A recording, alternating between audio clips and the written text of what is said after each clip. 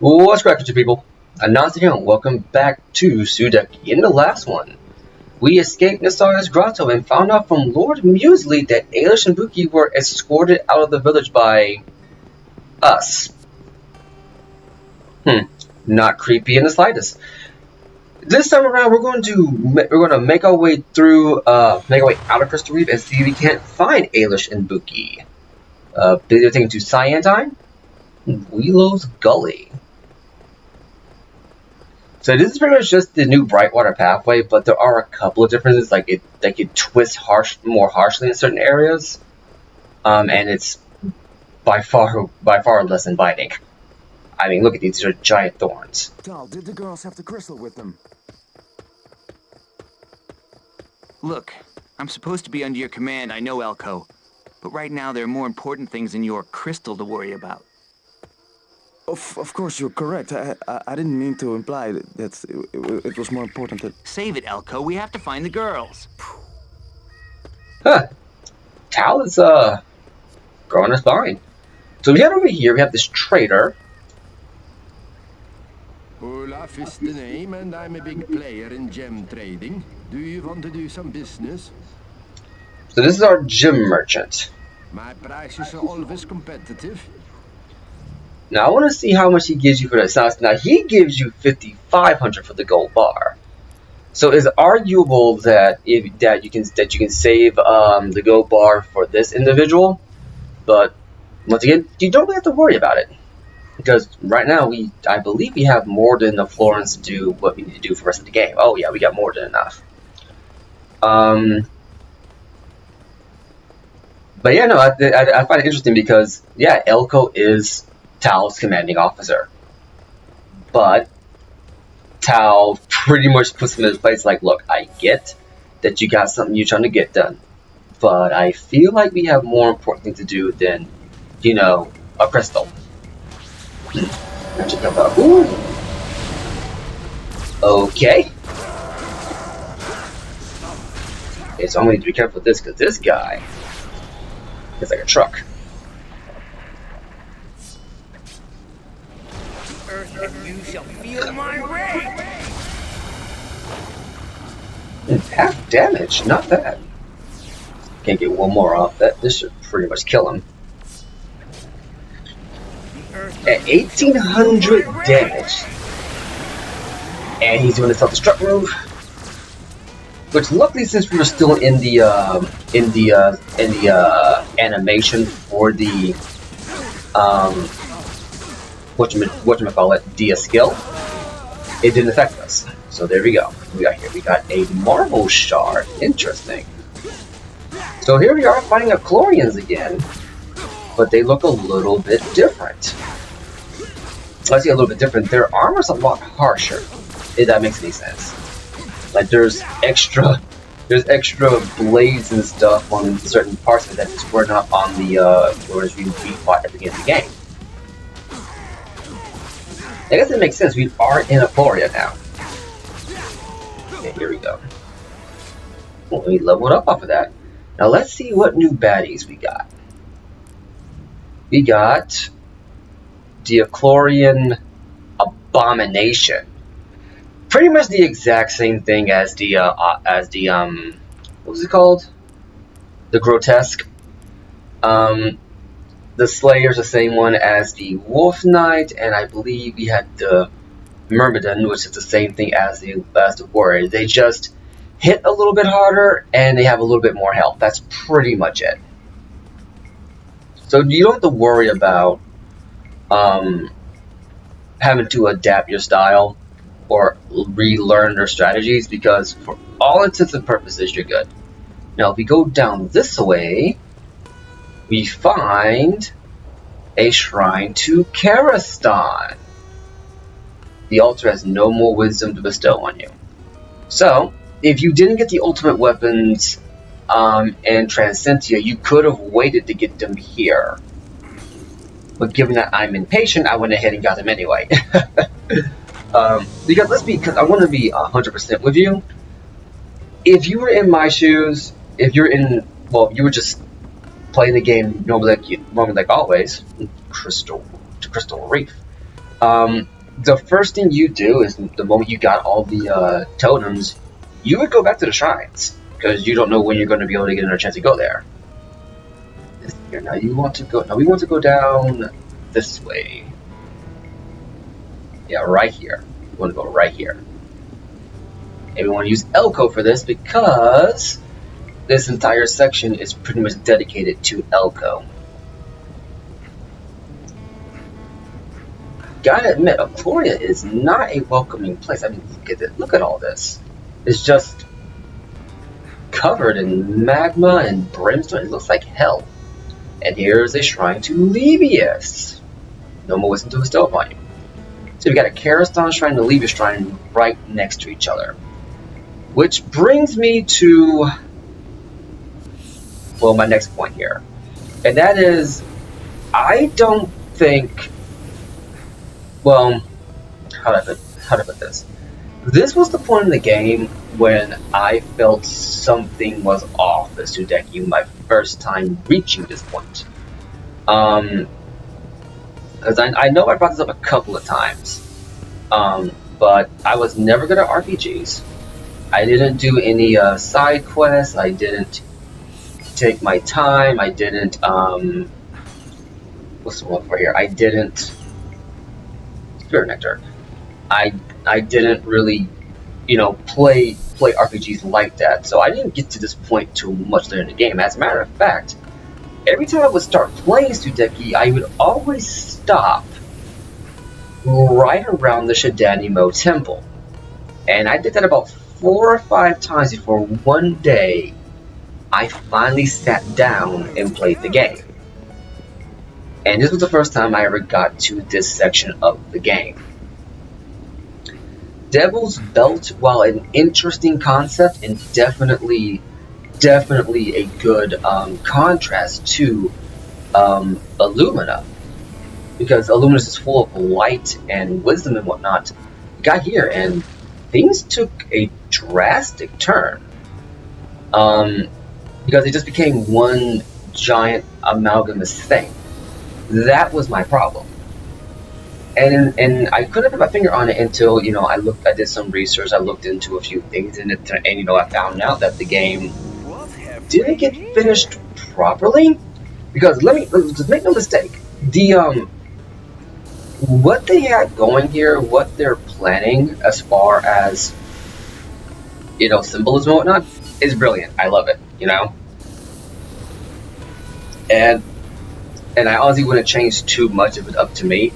I just think that they could have done a little bit more with this, because what you're seeing is what you're getting. There is no other areas in Aquaria to really diversify the look like there was in Illumina. You got Shidanimo, New Brightwater, Transcentia. Ooh, acquired the Omnium rocket gun. We'll get to that in a second here. But yeah, that's what I'm getting at. It's just they really just make it. They said, okay, let me just make Aquaria hell and just leave it at that. And when I got here first, it did put me off until I paid attention to the story on my second playthrough of this. Because I'll admit, even back then, I still wasn't a big story dude. I didn't understand why it was like this. And given limitations, I now respect what they managed to do with what they had. But still. Now then, there's something out there. We gotta get a Buki. Well, before we do that, we have a level up for Tao, and that gives him 2 level ups. We want to get his SP up a little bit. Have him do a little bit more. Okay, we are at level 20 with Tao, so we're going to do this. And now Elko has a new weapon, the Omnium rocket gun, which is, for all intents and purposes, Elko's version of Elish's Cauldron. A high-powered explosive weapon that takes some time to reload. Transcendentine researchers refined Omnium mineral deposits and compressed them into miniature rockets for this weapon.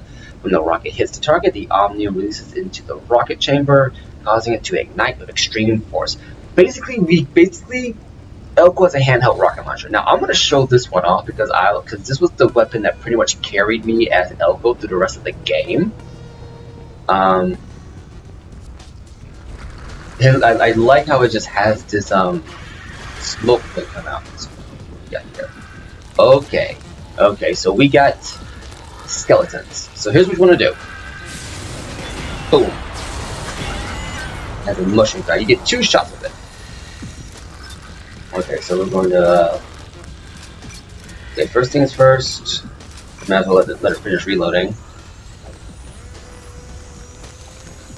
So it has a decent reload time on it, and then we're going to bring out the plasma launcher. Okay, and now back to town. So you don't want to fight the skeletons, you want to destroy this thing. And don't worry about the screams, it's perfectly natural. Toxic. Double damage here, but we'll make it work. Wait. Okay, I forgot. Double damage plus toxic. Ooh, that was not a good idea. Switching Tesla generator to full power. So let's go half damage and regen.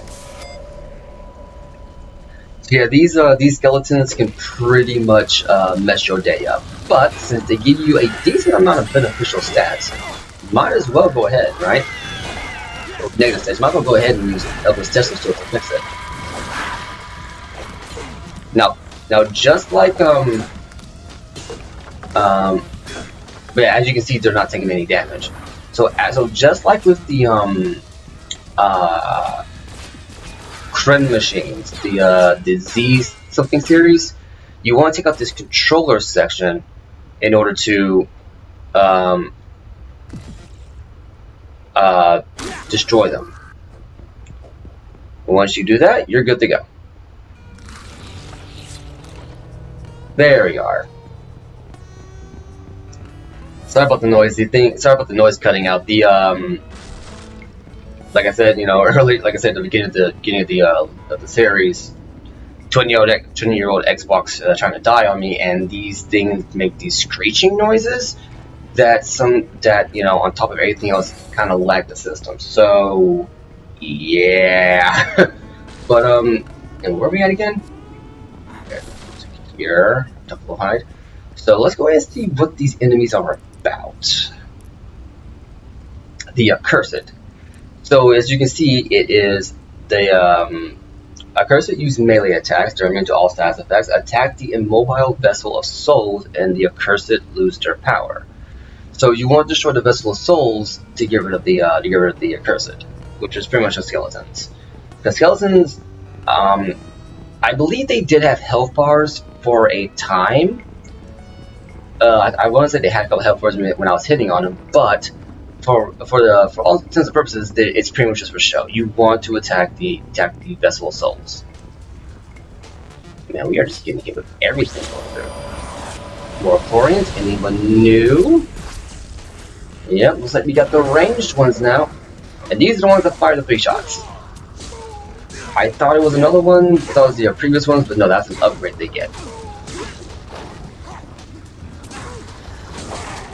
Okay, I am getting my butt handed to me. Let's go ahead and use Geyser Charge. I was not aiming for him, but whatever. But whatever. Go ahead and actually aim for the correct dude this time. Am I attacking someone across the field? The earth and you shall feel my rage. Yeah, I'm attacking someone across the field. Holy crap. Man, don't you just love the targeting on this thing? Okay, come on now.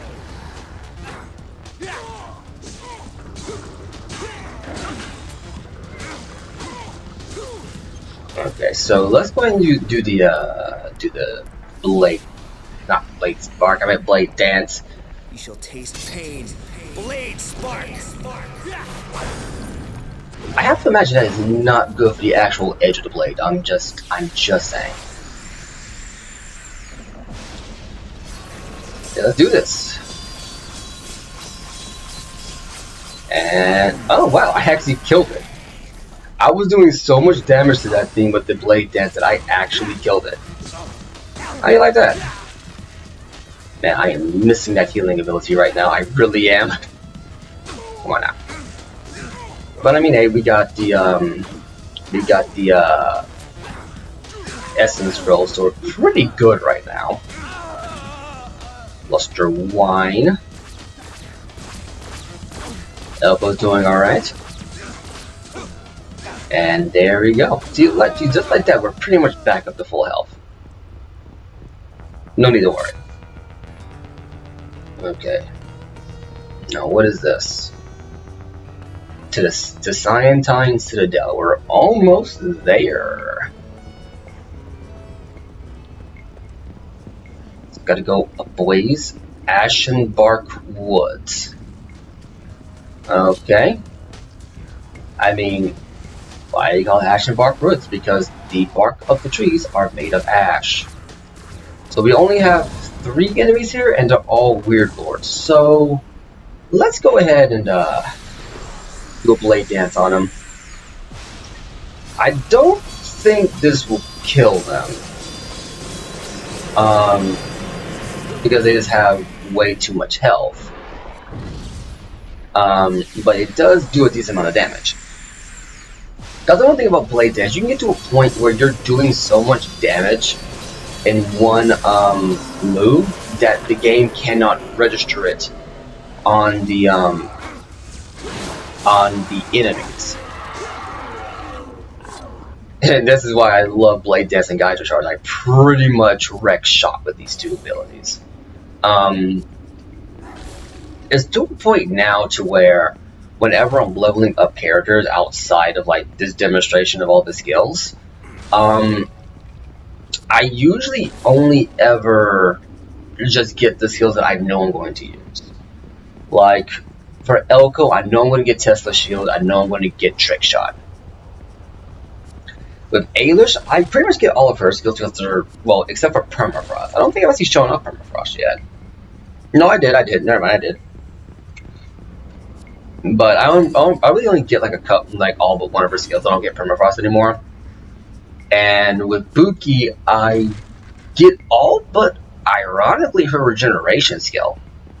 Even though it does come in handy in a Transcendentine facility when you're just Buki and Tal. I really don't get all the skills anymore because I know there's a select few that I only use. Then I can just focus on buffing stats and increasing the duration of certain skills and whatnot. Okay, so we're gonna go a little short on time. Let's go ahead and keep advancing into the Cyantine Citadel. Not gonna lie, I thought I'd be here a little bit later, actually. Let's see here. I'm going to save. Let's save right here. We're doing pretty good.